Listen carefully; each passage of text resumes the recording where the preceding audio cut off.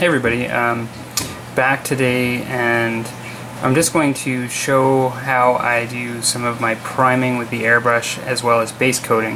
In front of me here I am starting to work on this Kobold champion figure. He's actually called Mirak Kobold Dragon Lord. So I guess he's a Dragon Lord from the Ashardalon game.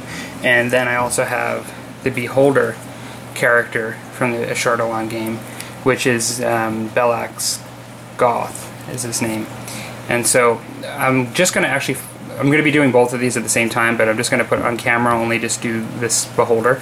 And so I'll show him and both at the priming and the base painting stage for those that are just interested in seeing one way of doing this. Now, I've been really only airbrushing for about 6 months. I've been fairly successful, I think, at translating to the airbrush on certain things. I am going to show how I mix my paint.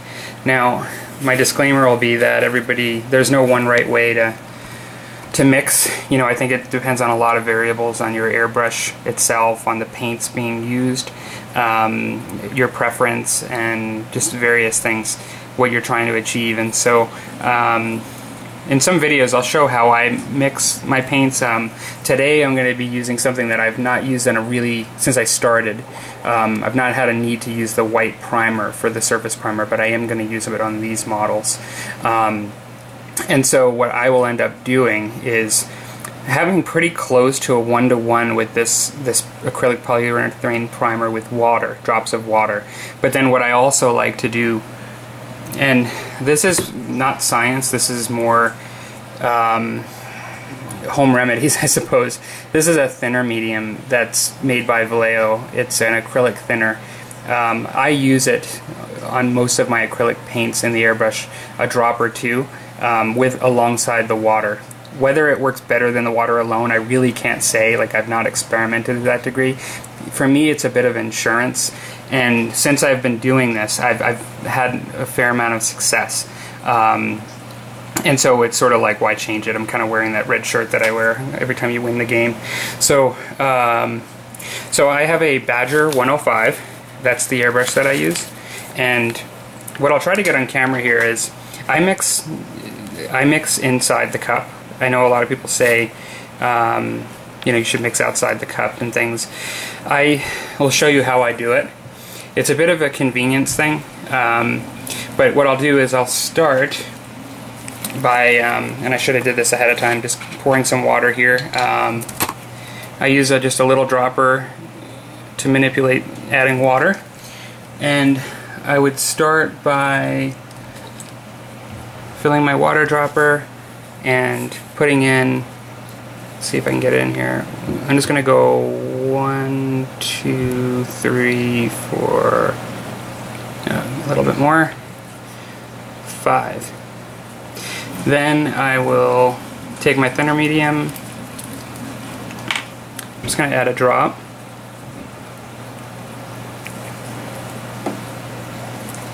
Then I take a toothpick, and what I do, because what you'll notice when you start doing this is that anything that gets into the bottom of the brush, if you don't really mix it well, it's difficult to mix once it's down in there. And so you have to be able to pour it out. And really the shape of, I imagine that the shape of the airbrush that you have, the cup, will lend itself to mixing in the cup at times. Like on this one, there is a well. You can see it, when I turn this down, it goes up to the top here. It's not just spilling out as I turn it. It actually settles in this well, and it's almost like a little puddle that I can use to mix in.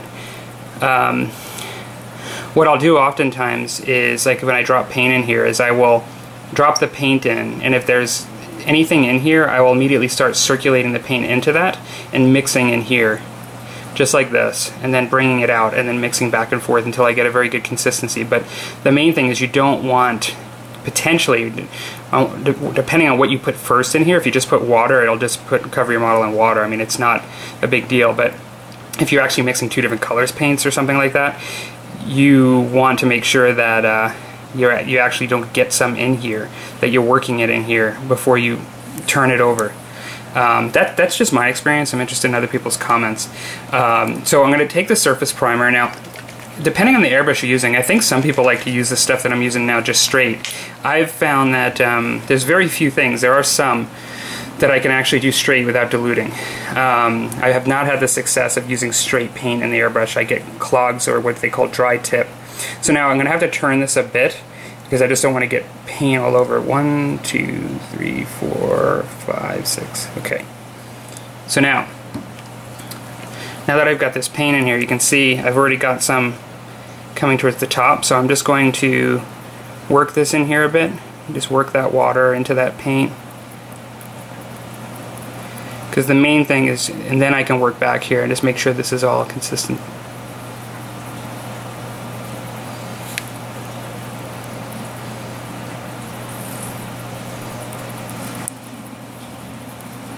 Okay, I think that should be good. So now I am ready to go. Now normally, I wouldn't be able to do this video if I had my mask on. But I will just say that after starting to do this for a bit with the amount of Windex and just various other things that I clean the brush out, and other cleaners that I use to clean the brush out, as well as just having aerosolized paint in the air, I would recommend everybody use a mask if you're not doing, and have a well ventilated area. I don't have a very well ventilated area, but I use a safety mask. It's made by 3M. Sorry I can't zoom out right now, but this is something that you would use to remove organics from the air. My wife actually used this when there was anesthesia and procedures at work in the air when she was pregnant. So like literally we had this thing left over from when she was pregnant. It works exactly the same, but you can get this at workplace safety distributors. And I'd recommend doing it because as you might be able to see here, I have very rudimentary, I use a cardboard box with a plastic sheet for my airbrushing on my desk. I don't have like anything fancy, so I wear the mask. Now for this video, I'm not going to be, so I can talk, but so hopefully I won't take too long. So I am going to just stop for 1 second and come back and spray these guys. Okay, here we go.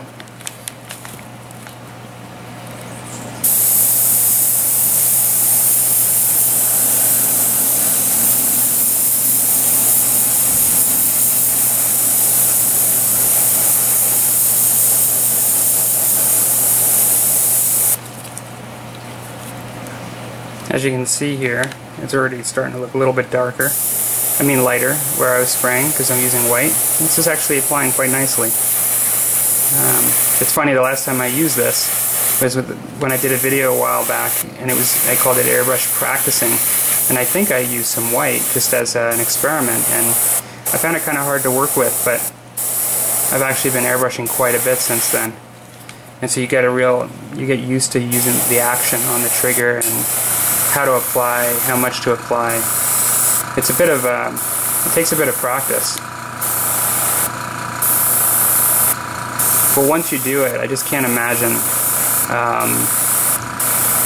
not having access to something like this now with the amount of painting that I'm doing.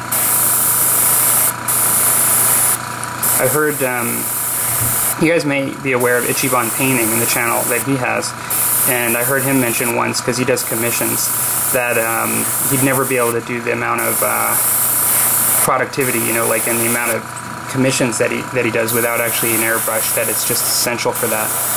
I seem to remember him saying that. I don't do commissions. I'm purely hobbyist and consider myself a work in progress. Always trying to learn new things, and not to say that those folks wouldn't admit to that too, but yeah, my years of experience in painting are few. I actually find this to be a very relaxing thing to do when dealing with normal real-life work and things like that. At the end of the day, it's fun. So what I'm going to do now, I've gotten along pretty well here. I'm going to see if I can focus in on this, but for those of you new to airbrushing, this is what you call dry tip. It's basically the paint is collected on the tip. One of the reasons I knew that, because I'm distracted because I'm talking to you, but there's bubbles are forming in there. You can't see it now, but I could hear bubbles forming. It's because there's a clog. This, relatively speaking, that's not, and I don't think it's an error on my part or anything. When you get into this, you'll realize that you have to clean the tip of your brush off frequently sometimes, just depending on how thick the paint is. Now you saw I diluted this, and that was right out of the bottle. Now if I didn't dilute that, I wouldn't have gotten 30 seconds, you know, 60 seconds depending, without actually having to clean that, or clean this like I'm doing now. So what I do is I just take some Windex, spray it, and I'm sure there's lots of ways to do this, but you got to be very careful with the tip. So I just take the wet Kleenex and I just very softly just sort of run it over the tip and try to do a pinch here. And just pinch it off. And as you can see, it just comes right off. See if I can get a better picture there. See? Sometimes you will notice just a little bit in the hub where, see if I can get another shot there. You can see there's a little bit of white there at the top still. Sometimes that just does take running Windex through, and what I'll probably do is after I finish this model, or if I have to load more paint, I'll run some Windex or another paint thinner I have through in order to, I gotta pull out again here, in order to keep the airbrush going clean without clogs. So there I just shot a little too much that I like out. And so what I do is in this double action, I'm just going to use just air to try to make sure it doesn't collect in any one spot.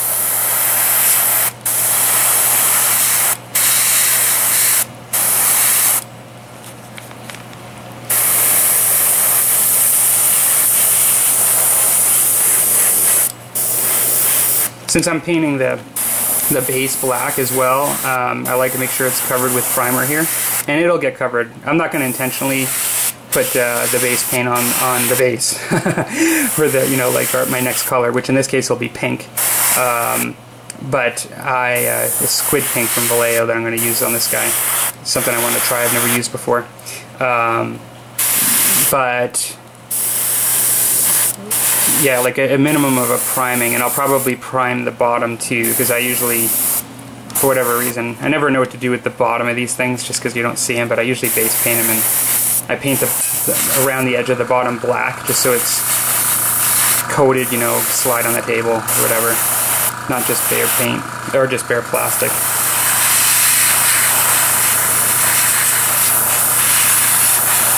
So there, I'm just blowing some air at it. So I'm going to get a close-up shot here just to show where I'm at.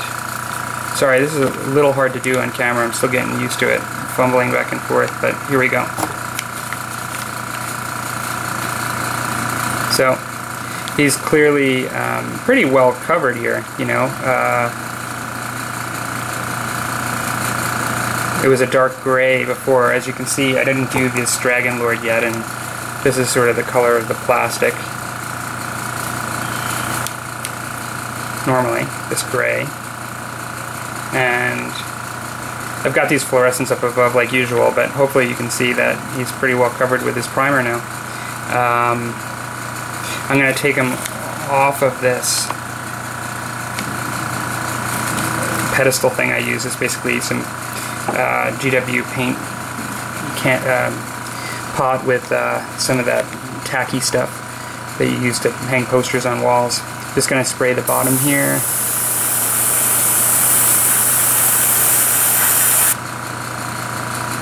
Already starting to get a little bit of tip dry again.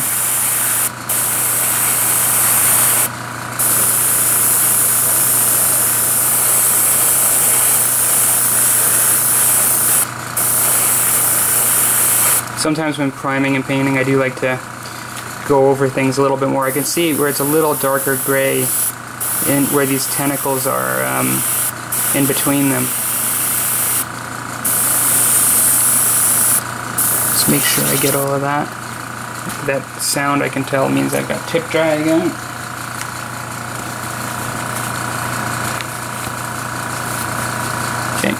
taken care of. It actually can be removed pretty quickly.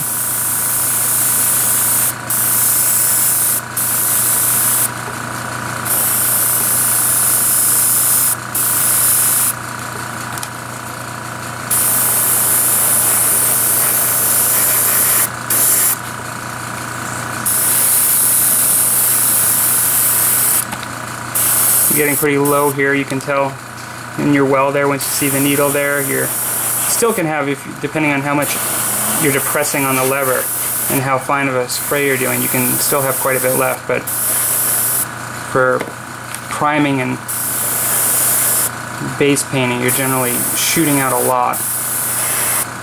The other thing to mention, when you're working with an airbrush, I've noticed you almost have a bit of a natural zenith effect you can take advantage of, because basically you have a point, you know, where you're shooting, and even though you're not maybe coming down 100%, any sort of anything that's in the way of your blast on the model itself is going to get shaded behind it, you know, sort of like what you're trying to achieve with zenith lighting. So if you were to actually shoot just like this, you could simulate, you know, I wouldn't go too close in, but you could simulate a zenith effect. When you're painting, if you're not actually, I noticed when I started doing this, I'm not always turning my model this way enough from the bottom, and the problem with that is, that's great if you're just using paint and you want to achieve that effect. The problem is when you're actually priming and you want to prime everywhere. You want to make sure you get all aspects of the model.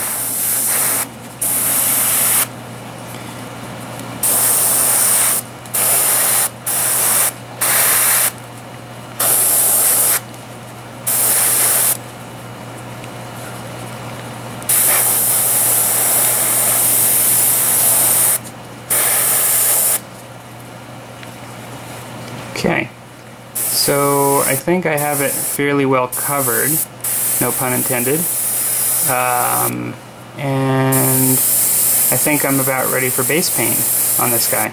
So I will stop here and be back and get ready to base paint. Okay everybody, so I am back and I'm ready to do some base painting. I'll show you how I mix the paint. I'm using Game Color Squid Pink 72013. I've opened it and removed the piece of, well, a lot of times like there's a bit of a paint, dried up piece of paint like in the tip, because depending on how long it's been sitting there, so I've kind of removed that and got that ready. It appears to be fairly typical with the Game Color, but what I would say is that there is, you know, with a lot of paints I experience different viscosities across different lines, but also within different lines. So I have a Game Color dark green that's just like liquid. You can use it just straight right out of the bottle without any sort of diluting, and it's sometimes even hard to get coverage on things. It's not a very good paint, but I didn't give up on Vallejo. It was like a bad first experience, but I actually have used other ones that I quite like, both in the Model Color and the Game Color line and the Model Air. So this seems to be fairly consistent. I'm going to do the same formula that I just showed. It's sort of my tried and true, unless I see that a paint's quite different through experience. So I'm just going to go here 1, 2, 3, 4, 5. I'm going to use that Vallejo thinner medium and go just give it a dab of that. I'll take my toothpick and I'll work in the bottom of the cup right here, drawing some of that thinner medium into the bottom of the cup. Then I'll mix around, and that should be good. And now I'm ready to do the same with the paint, and I will go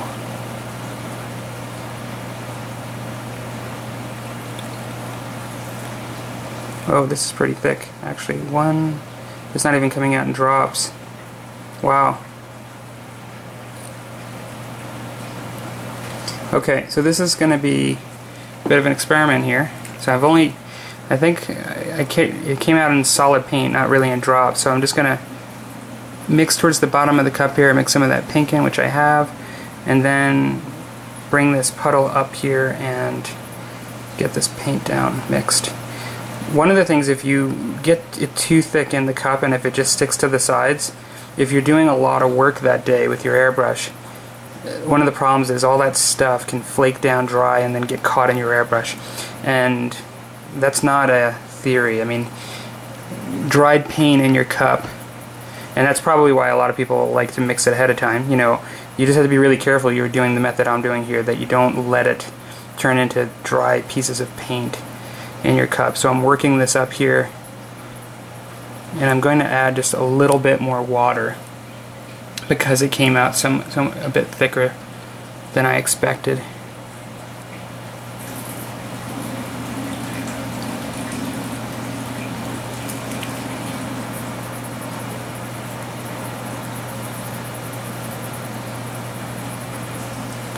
Okay, I think I am about ready here.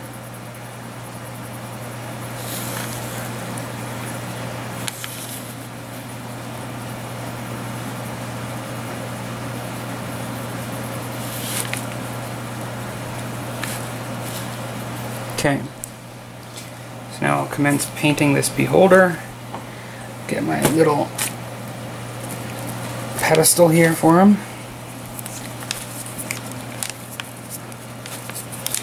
And here we go.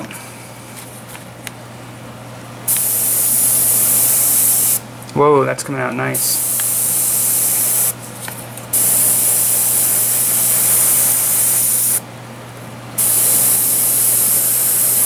Apparently with this color, a little bit goes a long way.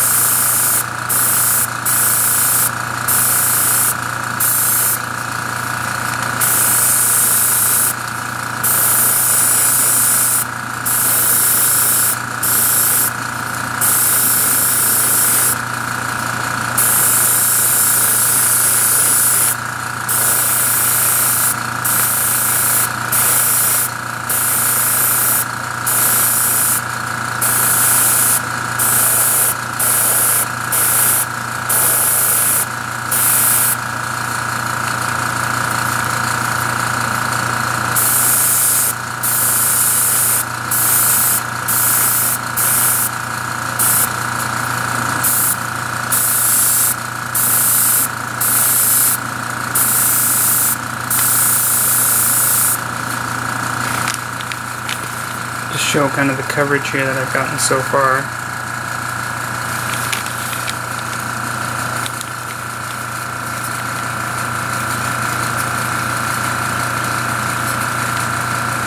Pretty good, actually.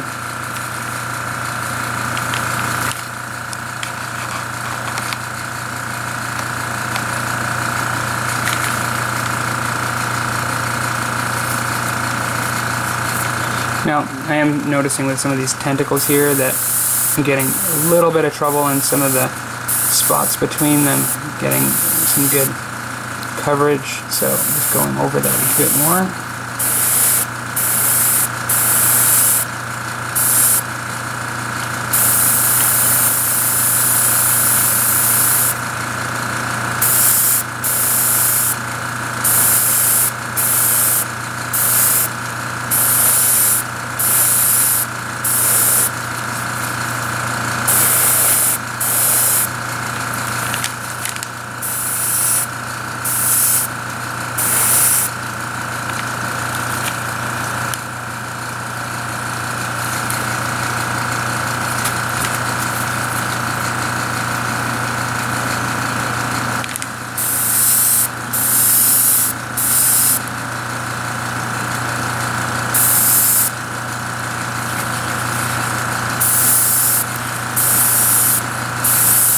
I'm not worried about putting too much on here because, and I say that just I qualify that in that really this 1 cup I'm going to use all on this guy, because even though he's covered, this is your base paint. Like, it should be like your primary paint for the model.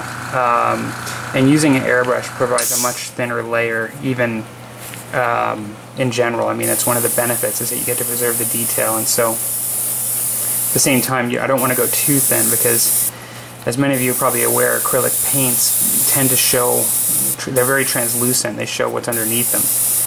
And so even just by applying a bit more on here, I can see the color change, the pink a bit, because it's not as dark as when, well, it had a white primer on, so I guess it wouldn't be dark, but it does appear to be lightening up. If the white primer was still over a gray model, it all sort of adds up to create a final effect.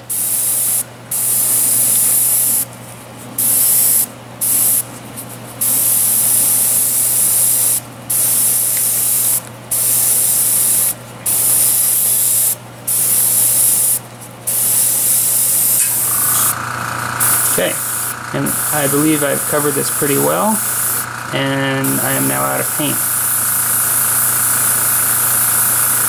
So that is all I'm going to do for this Beholder piece. I will show in my normal series both the Dragon Lord and the Beholder step by step and give some thoughts, but this is a specific video just on priming and base painting with the airbrush. Take care, everybody.